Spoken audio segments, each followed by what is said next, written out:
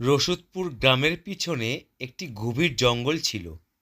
সেখানে একটি সিংহ খুব দাপটে বাস করত। একদিন সিংহটি খুব দৌড়াচ্ছিল, এপাশ ওপাশ করছিল।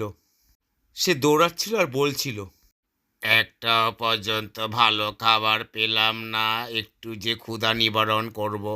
ওই একটি হরিণের পিছনে বারবার করে ছুটে আমি ক্লান্ত হয়ে খুব পড়েছি, কিন্তু আমার তো এই হরিণের পিছনে ছুটলে তো হবে না। একটু বরঞ্চ এদিক ওদিক দেখি। হরিণের পিছনে ছুটতে গিয়ে আমি বড্ড ক্লান্ত হয়ে পড়েছি, তবুও তো ছুটছি।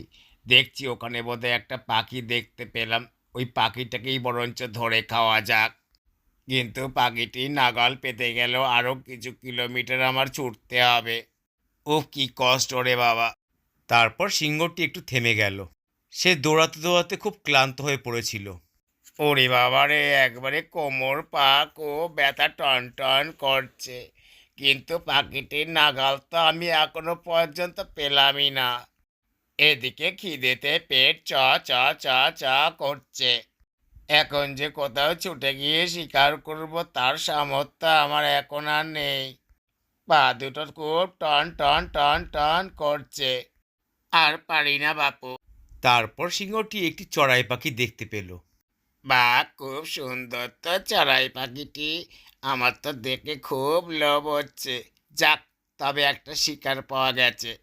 তবে চড়াই পাখিটিকে বুঝতে দেওয়া যাবে না, চুপি চুপি কাছে আসতে হবে। এই বলে সিংহটি একটু একটু করে কাছে আসতে লাগলো। একটু একটু করে কাছে আসছে আর ভাবছে, বা চড়াই পাখিটির কালারটা খুব মিষ্টি, ওকে তো বেশ জাম্পেশ করে খাওয়া যাবে। তখন চড়াই পাখিটি বলে উঠল, সিংহ মামা, তুমি আমাকে খেও না। তুমি যদি আমাকে স্পর্শ করো রাক্ষস জেনে যাবে। তো আই সিংহ মামা, তুমি আমাকে স্পর্শ করো না। এক মায়াবী রাক্ষস আমাকে পাখি করে বেঁধে রেখেছে। এটা হচ্ছে মায়াবী জঙ্গল। তুমি যদি আমাকে স্পর্শ করো তাহলে আমার জীবনটাই চলে যাবে। তাহলে আমি আমার প্রাণ হারাবো সিংহ মামা।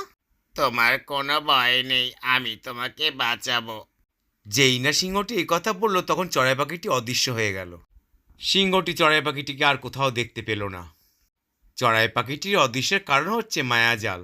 ওই রাক্ষসের মায়াজালে চড়াই পাখিটি অদৃশ্য হয়ে গেল। চড়াই পাখিটি কিন্তু ওখানে ছিল, কিন্তু সিংহ তা দেখতে পেল না।